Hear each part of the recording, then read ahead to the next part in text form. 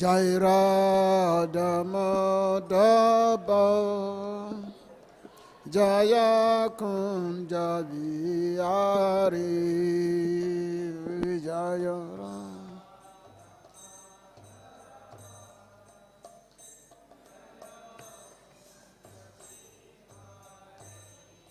Jaya Radha Madhava Jaya Kunja Vihari Jaya Ram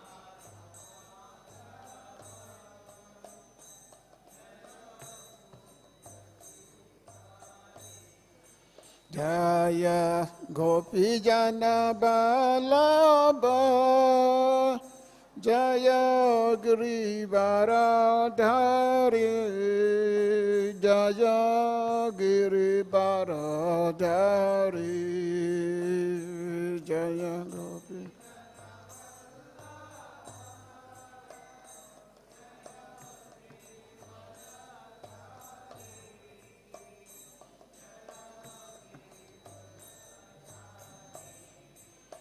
Jaya Gopijana Vallabha Jaya Girivaradhari Jaya Girivaradhari Jaya Gopijana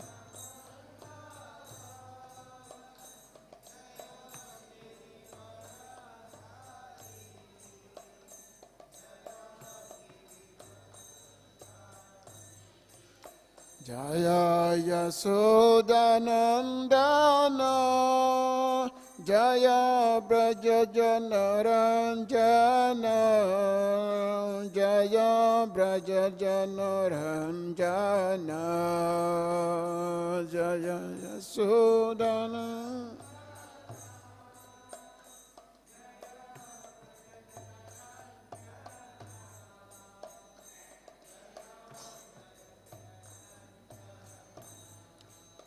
Jaya Yasodanandana Jaya Brajajanaranjana Jaya Brajajanaranjana Jaya Yasodanandana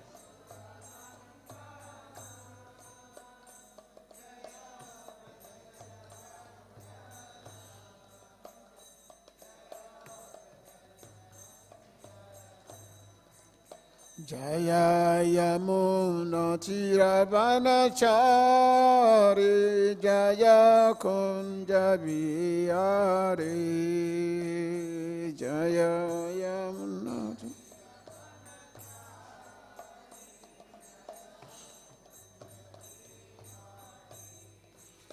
Jaya Yamuna Tiravanachari Jaya Kunja Vihari Jaya Yamuna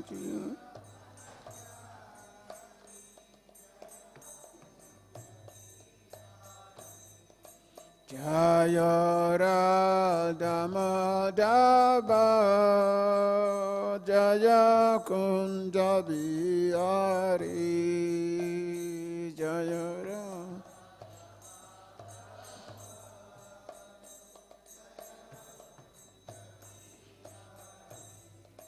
Jaya Radha Madhava Jaya Kunja Vihari Jaya Radha Let's go. Slipping. Jaya Gopijana Vallabha Jaya Girivaradhari Jaya Girivaradhari Jaya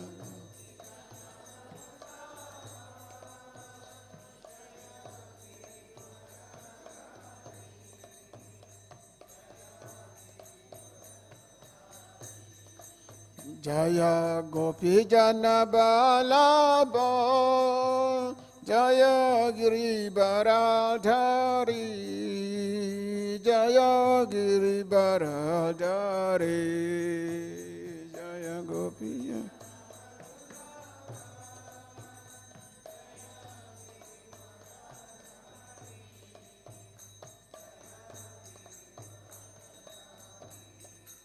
Jaya Yasodhanandana Jaya Brajajana Ranjana Jaya Brajajana Ranjana Jaya Yasodhana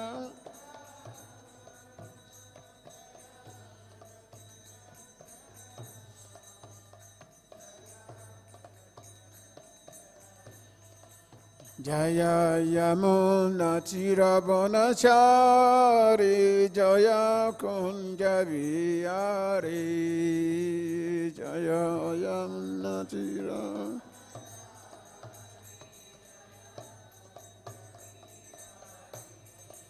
Jaya Yamuna Tirabhanachari Jaya Kunja Vihari Jaya Yamuna Tirabhanachari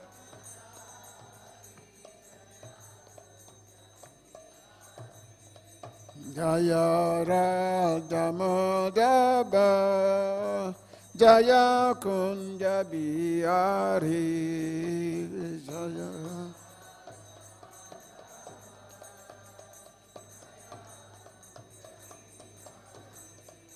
Hare Krishna,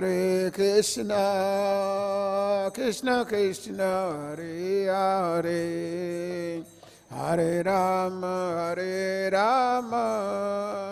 Rama Rama, Hare Hare, Hare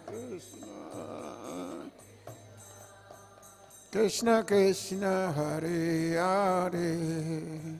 Hare Rama, Rama Rama, Hare Rama. Hare Krishna, Krishna Krishna, Hare Hare, Hare Rama,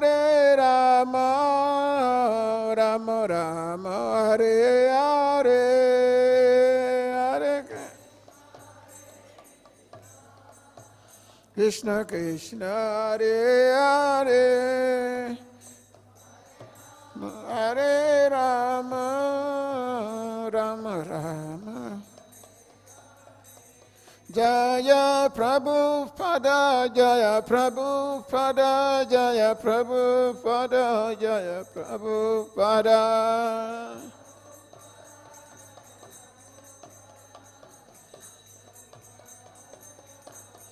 Jaya Prabhupada, Jaya Prabhupada, Jaya Prabhupada, Jaya Prabhupada.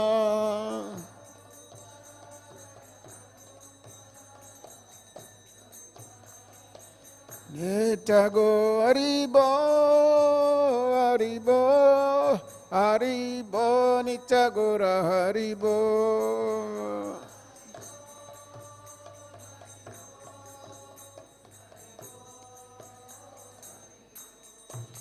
Nitai Gopi Manande, Grantarasham Bhagavatam ki, Śrīla Prabhupāda ki, Samavita Bhaktavinda ki, Hare Krishna.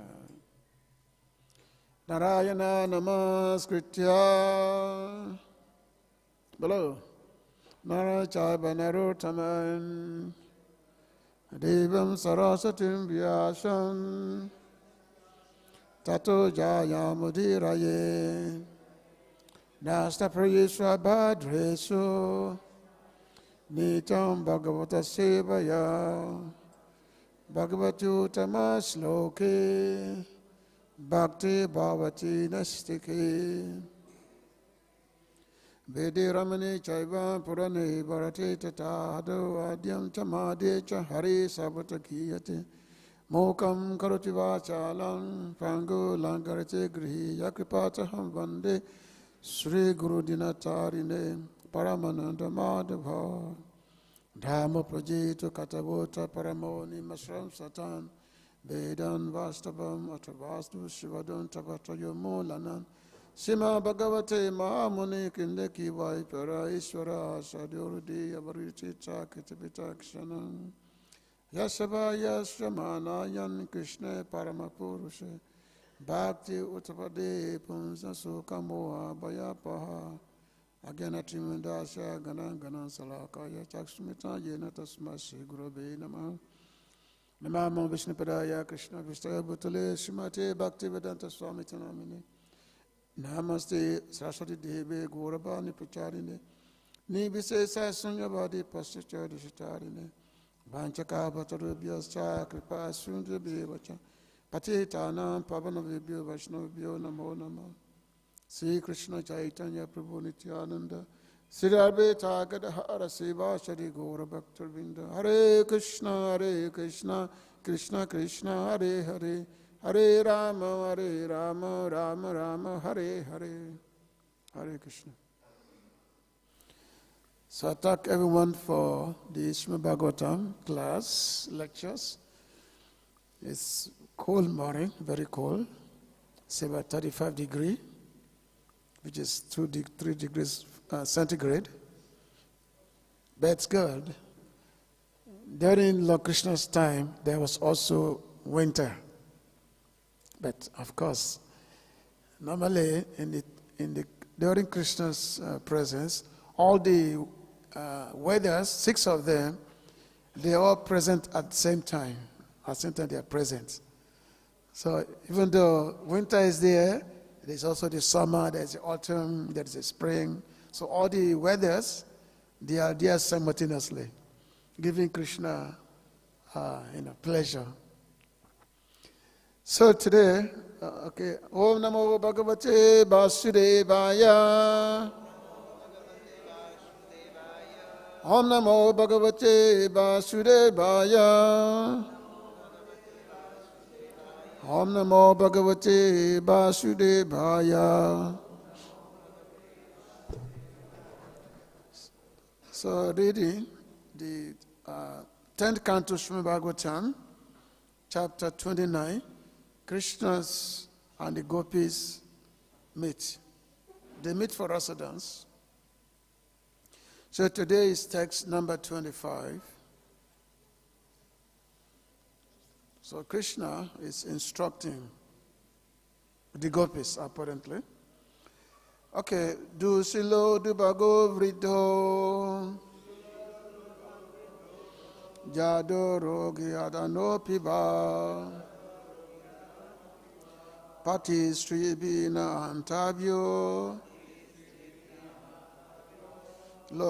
lokepsubhir, apātakī, duḥśīlo, durbhago, vṛddho, jaḍo, rogy, adhano, patiḥ, strībhir, hātavyo, lokepsubhir, apātakī, duḥśīlo, durbhago, vṛddho, jaḍo, rogy, adhano, patiḥ, strībhir, hātavyo, lokepsubhir, apātakī.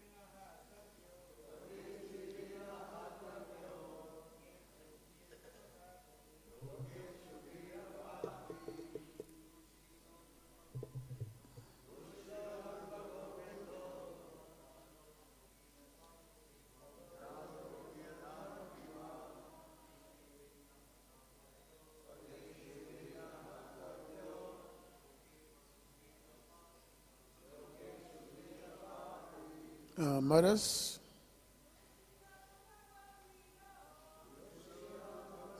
vṛddho, jaḍo, rogī, adhano, patiḥ, strībhir, hātavyo.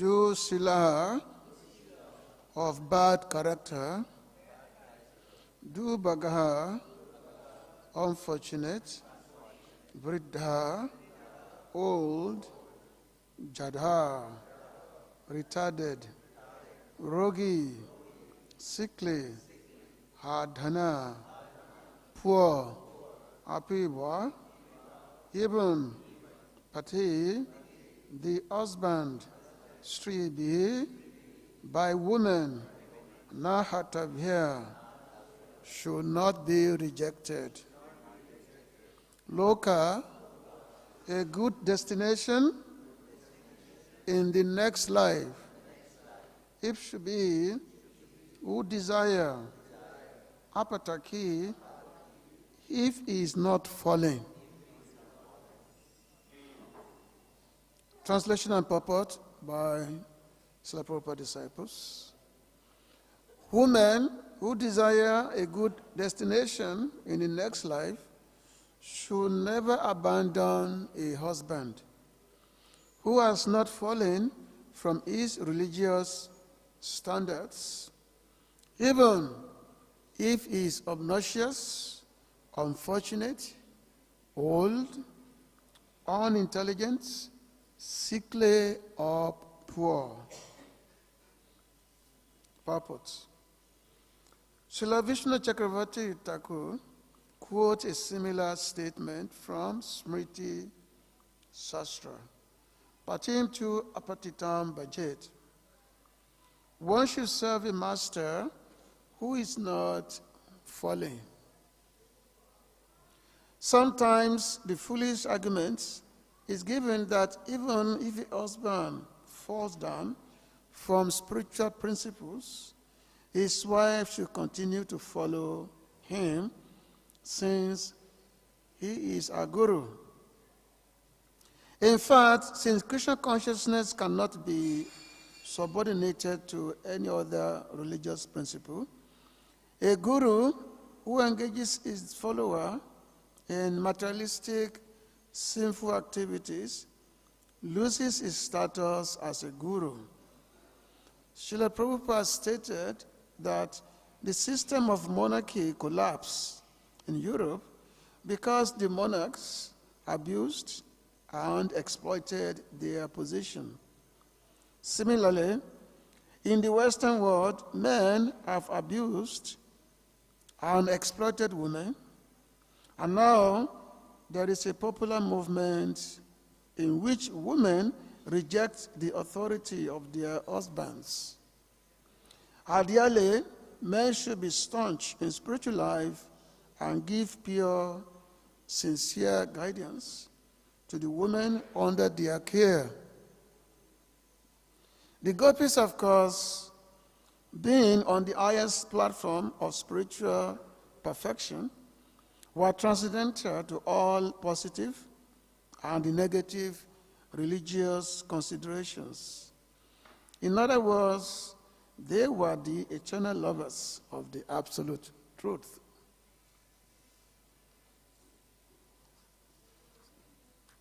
Duḥśīlo durbhago vṛddho, jaḍaḥ rogī adhano patiḥ strībhir hātavyo lokepsubhir apātakī.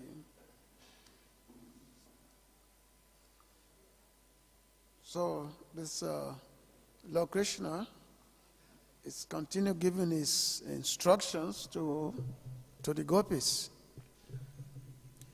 Even though he called the gopis to the forest, he plays his flute, and all the gopis, they hear the flute, and then they run to the forest to meet him.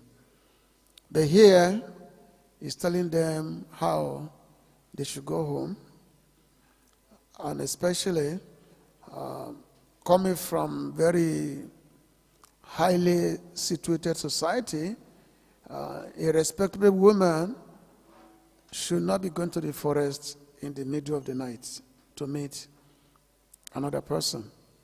So Krishna is giving these valuable instructions to the gopis. And of course, as we're going to discuss over the course of this class, there is a different intention of this argument, this instruction. So basically here now, Krishna is telling the gopis that a woman should not abandon the husband, especially if a woman wants to attain the higher destination. He said, duḥśīlo, durbhago, vṛddho, jaḍo, rogy, adhano. That if a man is, even though he may have a bad character, he may be unfortunate, durbhago. Vṛddho means he may be very, very old. Jaḍo means he may be retarded. Rogī, which means maybe sickly, or adhano. There's dana and then there's adhana. Dana means wealth, and adhana means poverty. So even though it may be poverty-stricken, then still a woman should never abandon or reject such a husband. So Krishna said, na hātavyo. Na hātavyo means should not abandon such a husband. Actually, there is one particular story. There was a lady who was married to a leper. She was married to a leper, but she was very, very much devoted to her husband. And there's poverty-stricken, no money, no nothing. So one time, this leper, he noticed that there is a prostitute across the street from where their dwelling is, their houses. So he desired to enjoy this prostitute. He desired to enjoy her. He had this so much desire to be with the prostitute, but he has no money. He's a poor man. He's poor, leper, disease. But still, he wants to enjoy the prostitute. So the wife, she knows that her husband is having this keen desire to enjoy with a prostitute. So she said, okay, I must fulfill this desire of my husband. So then she went to the prostitute. She went to her house. Now, when she went to her house, she asked her that she wants to serve her. She wants to render service unto her. So the prostitute accepted. This is a high-class prostitute, accepted. And then she was rendering service to her. She was rendering service to her without requesting any payment, because she wanted to get her favor so that she can fulfill the desire of her husband. So, rendering service to her, and after a long period of time, the prostitute asked this lady that, what do you want? You've rendered me this service, clean the house, take care of my needs. You've not been asking for anything. What do you want? She said, well, my husband would like to enjoy with you. And that's why I've come to you to render service, because we don't have money. So therefore, I'm doing this so that you can fulfill my husband's desire. And then She said, okay, you bring your husband here. You bring your husband here the next day. So the lady, she was very happy that this lady has agreed to enjoy with her husband. So the next day, before they come, this prostitute, she made a very elaborate dishes, preparations, food items, very, very delectable items that she made. And then she prepared utensils for eating, plates for eating. She prepared two types of utensils. One is of fine golden utensils, and the other one is just plastic plates. So when the prostitute brought her husband to the house of not the prostitute, the lady, she brought her husband to the house of the prostitute. And then the prostitute had them sit at a table. Then she asked him that she has two sets of plates for eating. One is golden and one is plastics. Which one does she want? Which one will she want? What will they want? Does she want to eat on the golden plate or you want to eat on a plastic plate? He said, well, I want to eat on the golden plates, not on the plastic plates. I want to eat on the golden plates. So the prostitute said, he said, you see, these golden plates, this is like your wife. Her heart is like this fine gold. And this plastic plate, this is me. This is me, these plastics. So why will you choose a plastic? Why will you choose a plastic when there is gold there? When there is gold. So in one sense, the prostitute wants to bring this man to his senses. That, oh, you've had such a fine, devoted wife, and then you want to enjoy with a prostitute. So what is this? So in this way, the prostitute the man, the leper, he came to his senses. So in the Vedic scriptures, there is what we call patiḥ. Patiḥ means the vow. Normally, there is a vow at the time of marriage that both husband and wife, they took when they got married. So patiḥ means the vow by which a woman has taken to follow the husband. So the woman followed this, take this vow that the husband must be followed in all circumstances.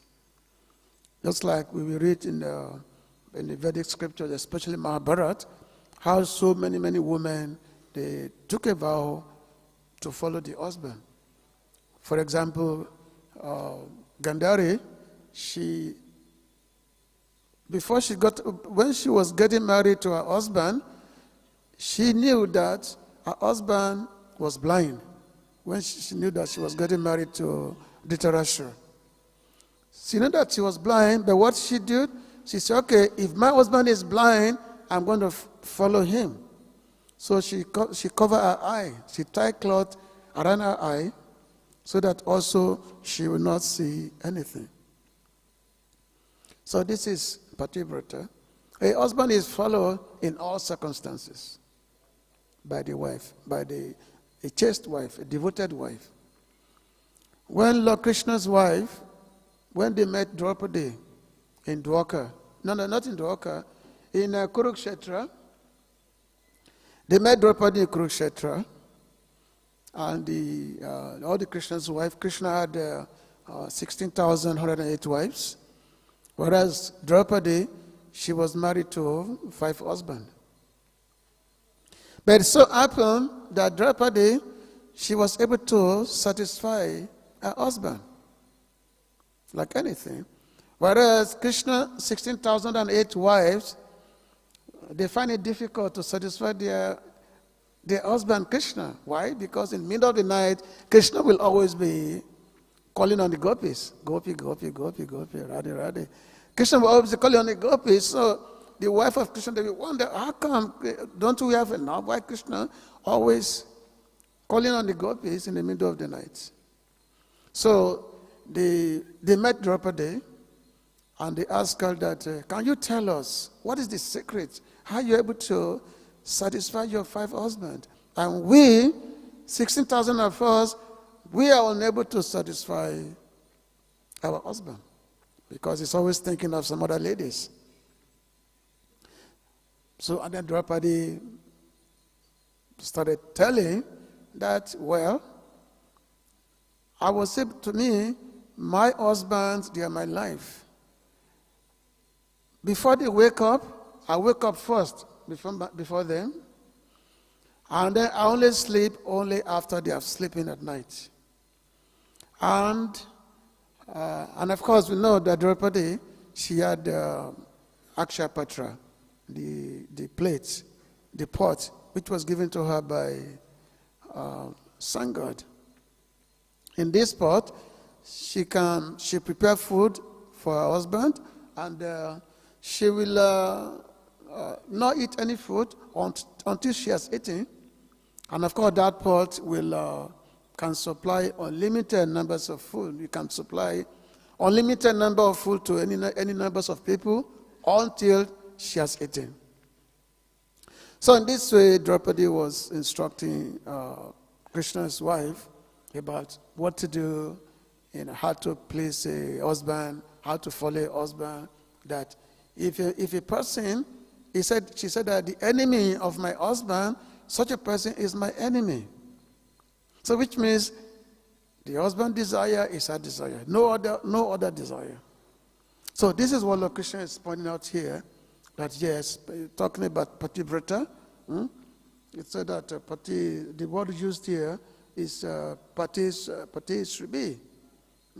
that a devoted wife should never in any circumstance, find fault or abandon the husband. So he said, even though his husband may be sickly, may be sick, may have a bad character,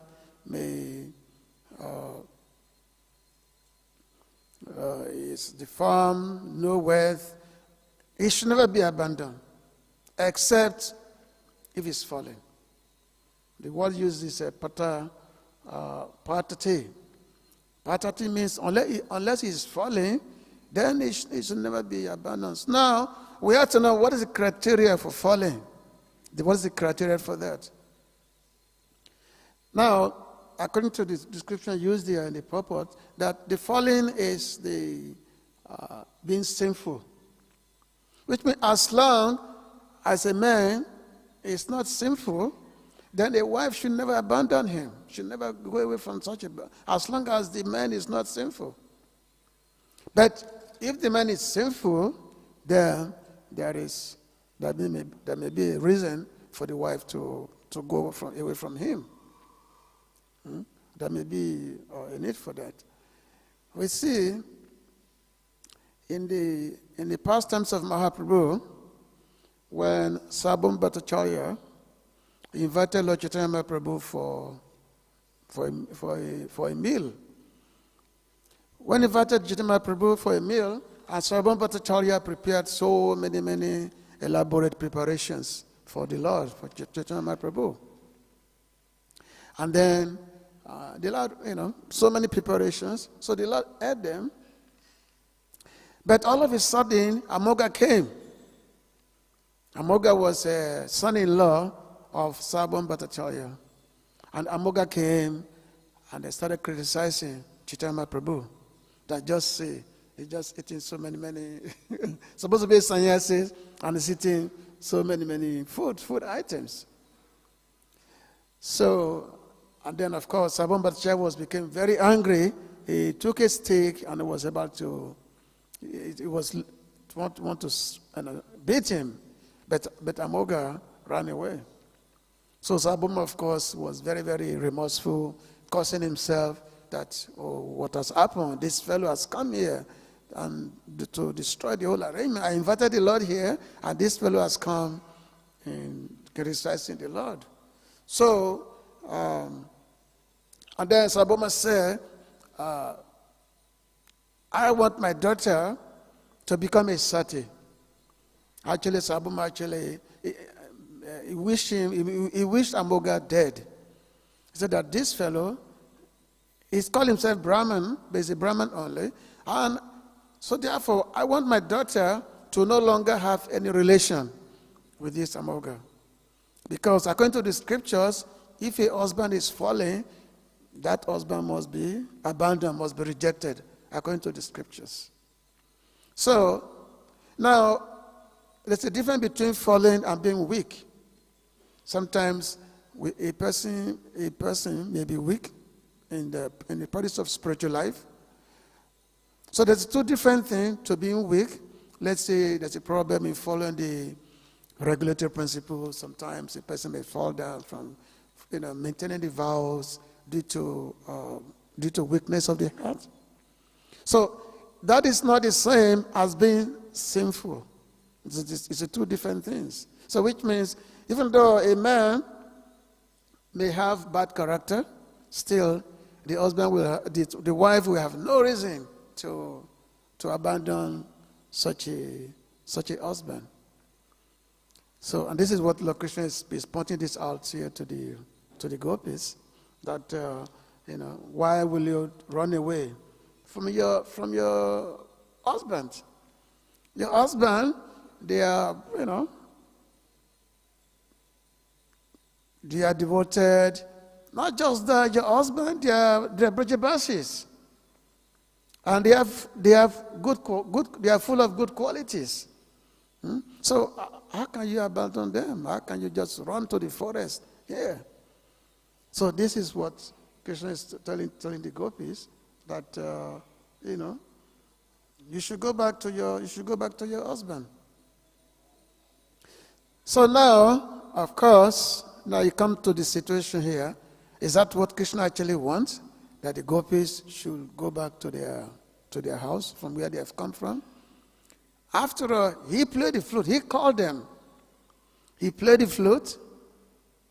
And the only person who heard Krishna's flute, it was in the middle of the night. He played the flute, and all the gopis, their senses immediately became awakened by hearing Krishna's flute. Their senses became awakened, and then whatever they were doing, whatever circumstances, they immediately ran to the forest to be with Krishna. And now they've gone to the forest to meet Krishna. Now Krishna is not telling them that you should go back. So, what does this mean? In the Sanskrit word, there's what we call slish alankara. Slish alankara means that you said something, but you have a different intention. Something you said, but something else is in your mind. So therefore, Krishna speaks in a way, so that, just to give some kind of a test to the gopis. Now, Śrīla Narayana Bhatt, this one great saint who was present about 400 years ago. So he had made a comment on this point. He had commented on this point of Krishna is telling the gopis to go back to their husband because their husband have very good qualities. So he said, in your case, however, your husbands are not like this. He just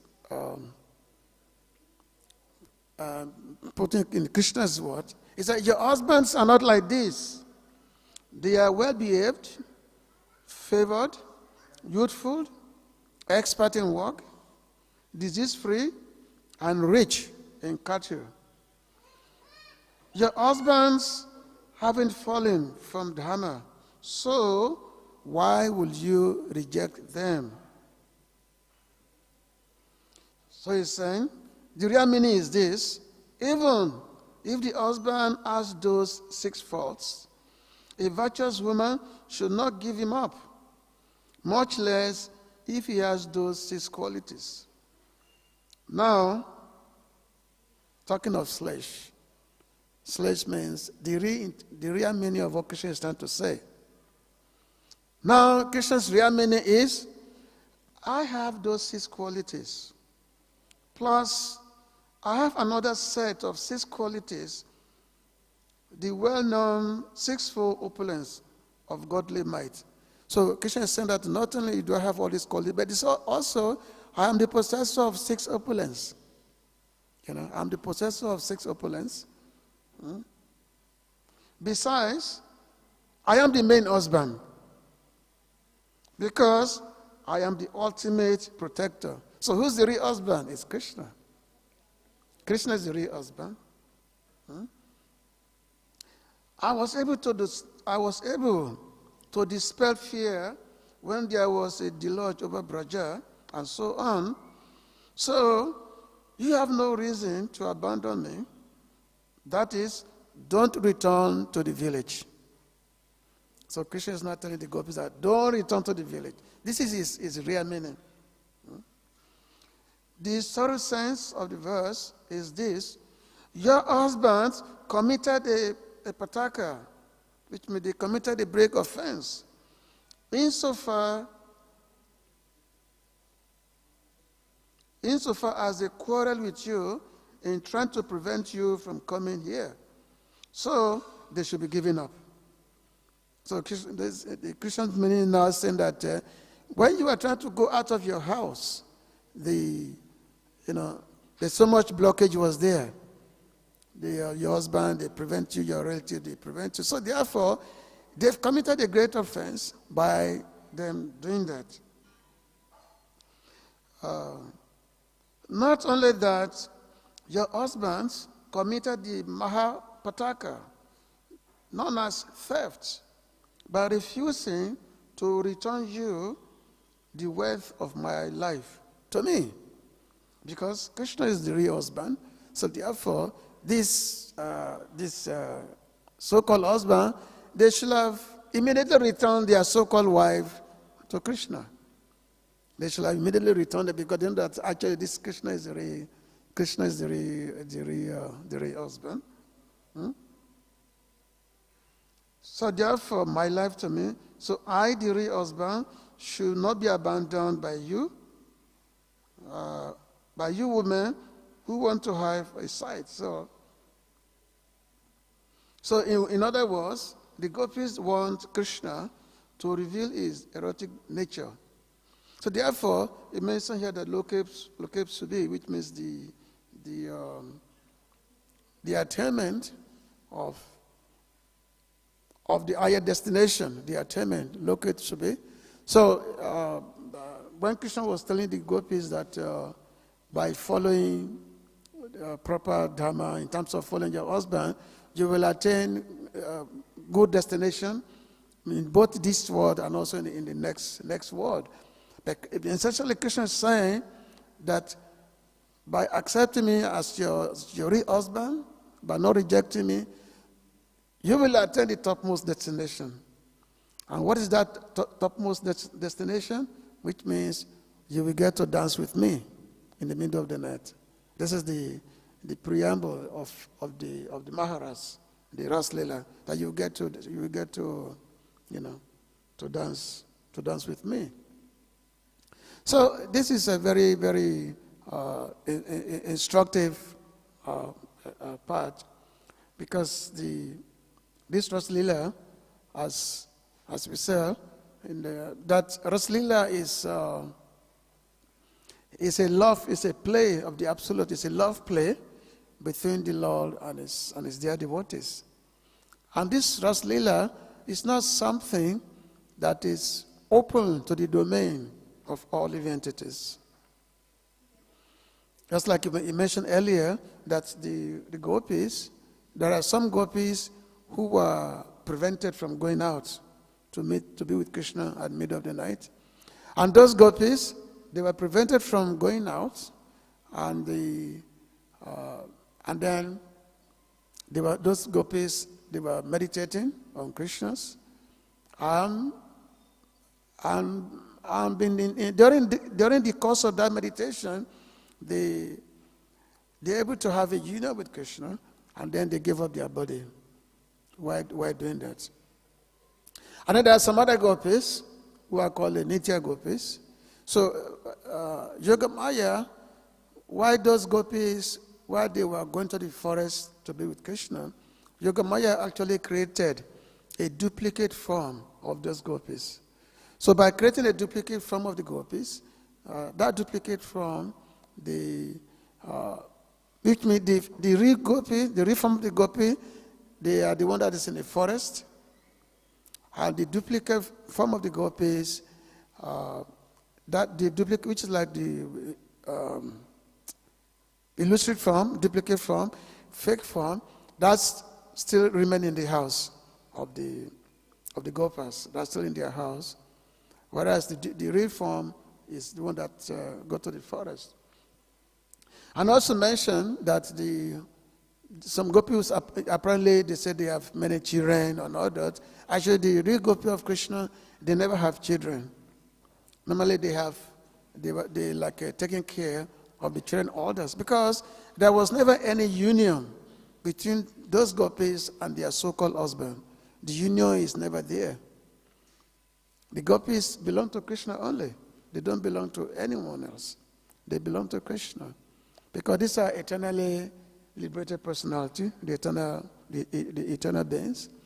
And as we read more into these chapters, especially when we start now, the gopis, they're going to start replying to Krishna very soon. They're going to start replying that whatever Krishna is saying, it's just pretending. That Krishna's real desire is to be with the gopis.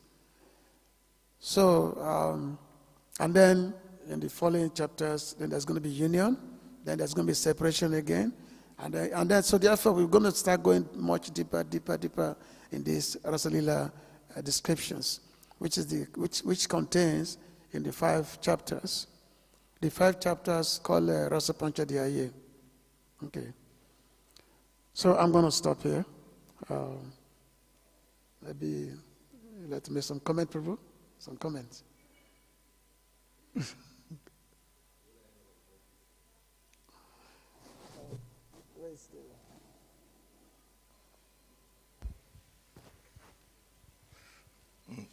Difficult to understand the relationships that were taking place from the gopis and pure love for Krishna. But the beauty of our Krishna consciousness is introducing the Vedic culture. It's not based on mundane relationships like in the material world. The husband, he becomes Krishna conscious by hearing and chanting, and the wife becomes Krishna conscious by hearing and chanting.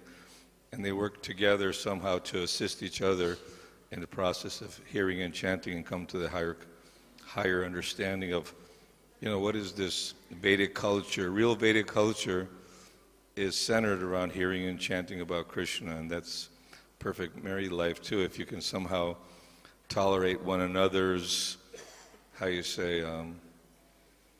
disqualifications, because we're all Kali Yuga products of, born Shudras. But by the process of Vaidhi Bhakti, Sadhana Bhakti, all good qualities develop, and whatever ashram you're in, you can work it out. It's just a comment. Okay. Yeah, it's a Krishna consciousness is a progression, whereby we begin from Shravana Kirtana, like that, hearing, chanting, and following the instruction of the spiritual masters. When we follow the instructions, we do bhajan according to the instruction of the Guru, then we develop anatta nivriti. Anatta nivriti means the elimination of all the anattas. So from the anatta nivriti, then there is what we call ruchi. Ruchi means ruchi means the taste. Taste. Because it's not that we are just chanting. We are chanting, but if there is no taste to our chanting, just something mechanical, then Krishna consciousness is not there. The taste has to come. Because it has to come whereby when we are chanting Krishna's name, we feel that Krishna is not different from his name. And the more taste we have, the more because reciprocation will supposed to be there. When you are chanting someone's name, you are chanting Krishna's name, then there's the birth that comes. Like shedding of tears, all these different symptoms that is come. But there has to be a taste for chanting. Not chanting all our devotional activities there has to be a taste for it. It's not that we are told to do something by the temple authorities and we start grudging. We do it grudgingly. That, oh, I'll do it anyway because the temple asked me to do it. But there has to be a taste for it, because the person who has a taste for devotional activities, everything becomes very ecstatic. Everything becomes very, very ecstatic in whatever one does. Everything becomes ecstatic. I know when we first joined,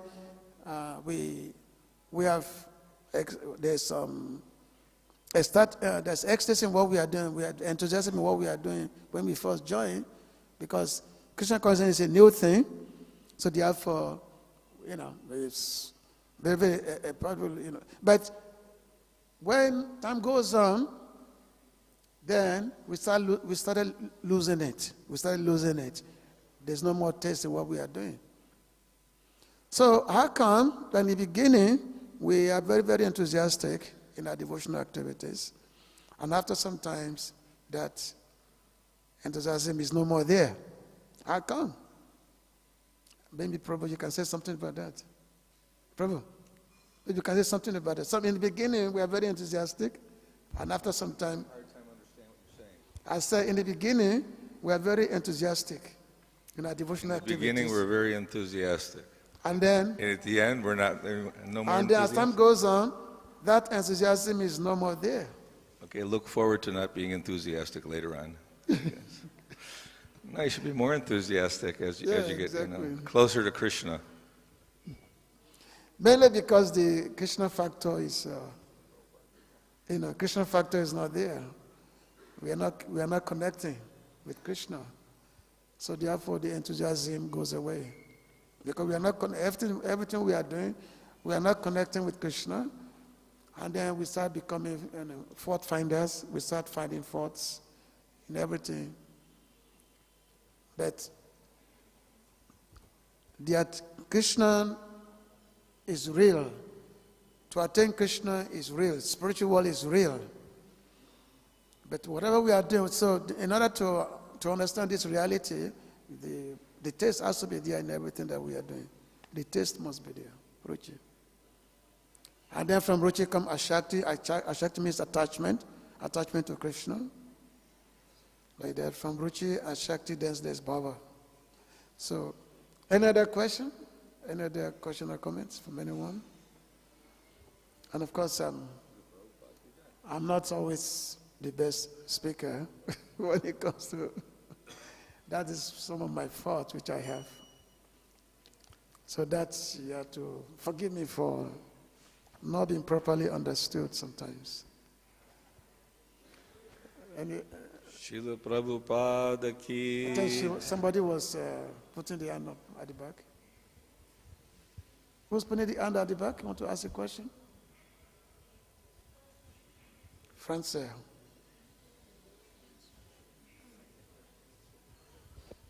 Thank you. Yes, Prabhu, he answered. I wanted to add something, that the holy name is the king of all education. They said in Chaitanya Charitamrita that all education is attained when we chant the holy name. It's glorified like that also. Yeah. Is that a question or comment? Yes, sir. My question was how to develop qualities and how to be more educated, but probably answer. How to develop? Qualities. Qualities? Well, anyway, holy name is everything. By chanting, and we have more taste. So basically, the best way is to chant without offenses. If you chant without offenses, then everything will come. That's the best way. Without offenses, and offenses mean we chant this every morning. The 10 offenses, not to criticize the devotees and all that.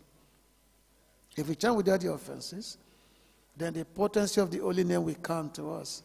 If we chant without the offenses, the holy name potency, the potency of the holy name will come. Okay, thank you very much. Śrīla Prabhupāda ki. Gantra Smṛti-śāstra ki. Go Pimanande.